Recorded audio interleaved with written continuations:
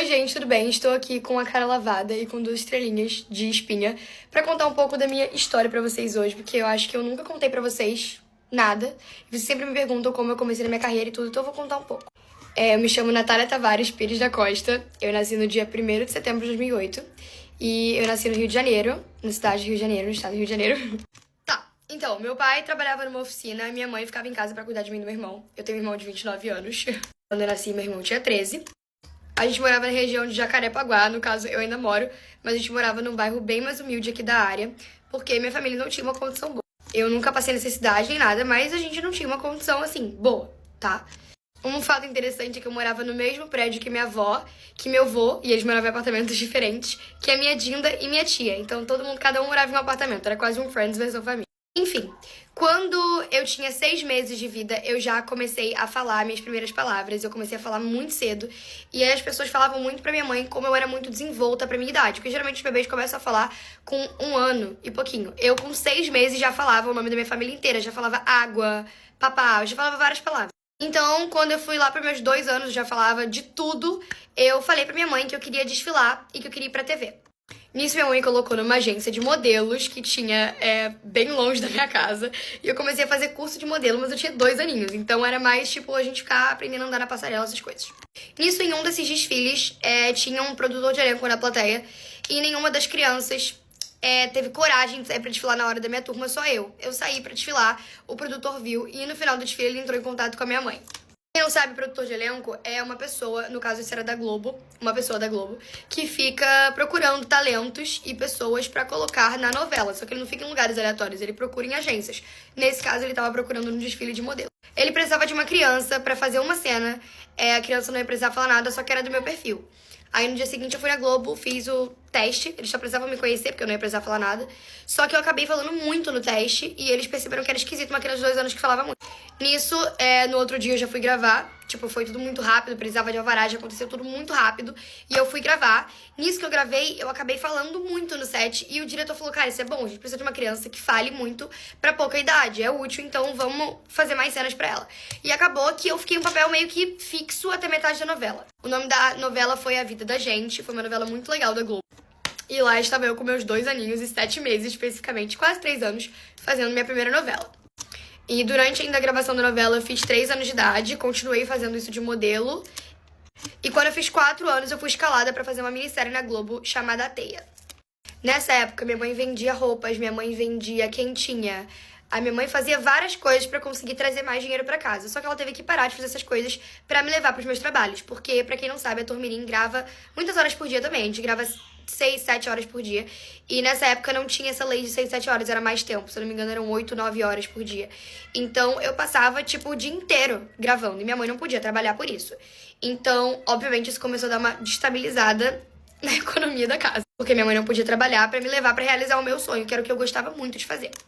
Nisso, eu fiz a novela Teia, a minissérie Teia, né? Eu tinha 4 anos e foi o papel mais forte que eu já fiz. O nome da personagem era Ninota. Na história, a mãe dela era a garota de programa. E o pai era... O pai foi acusado de roubo e a mãe namorava com um ladrão. E aí o ladrão acusou o pai. Ai, é mó caô. Só que a menina sofria vários tipos de torturas. E a personagem realmente sofria muito, era muito pesado pra uma atriz de 4 anos de idade. Só que acabou que eu fiz o papel com excelência. E os diretores realmente gostaram tanto do meu trabalho que eles me ofereceram uma recompensa, que era uma viagem pra onde eu quisesse. Pra qualquer lugar do mundo que eu quisesse. O que nunca acontece, tá, gente? Não é assim que funciona.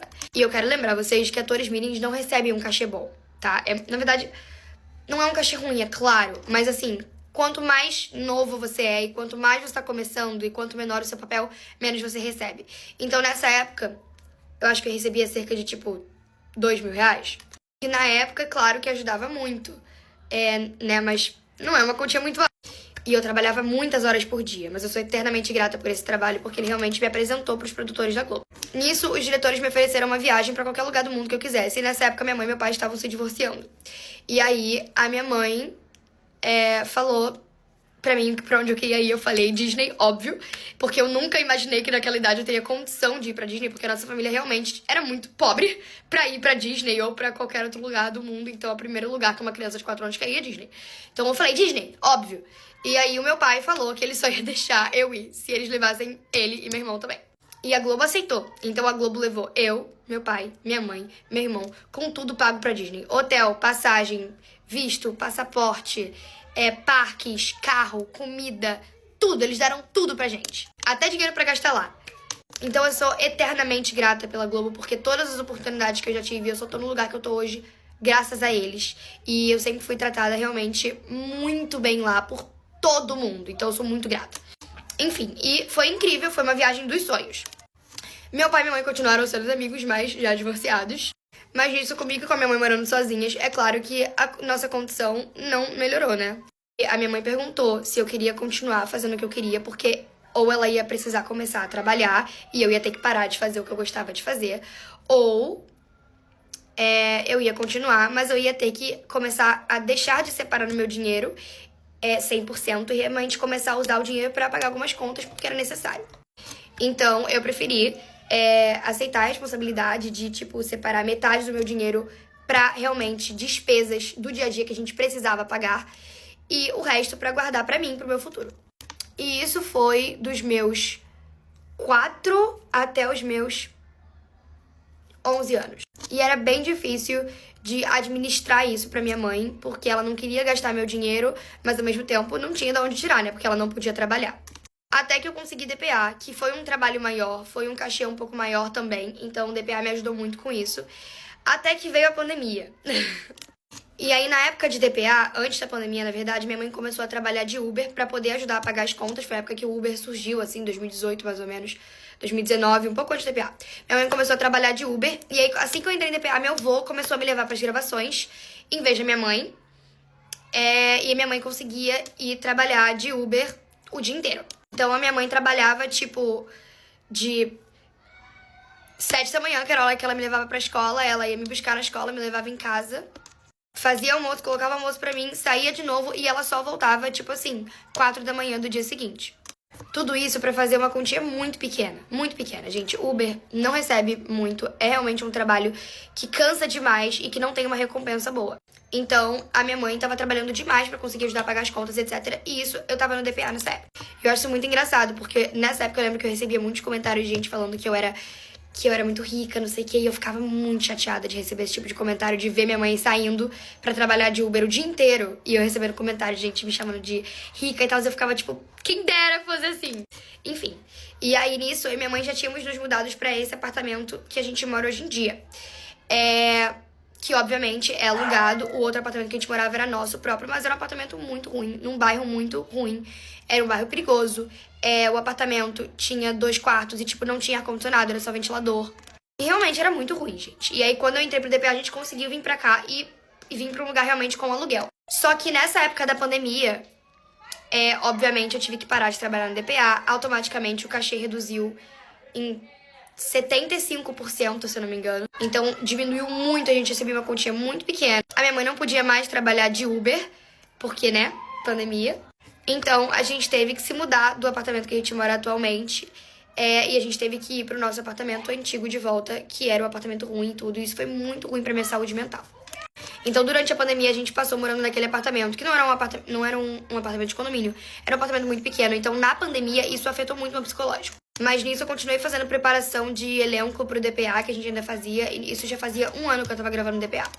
Enfim, e aí me mudar pra esse apartamento fez muito mal pro meu psicológico.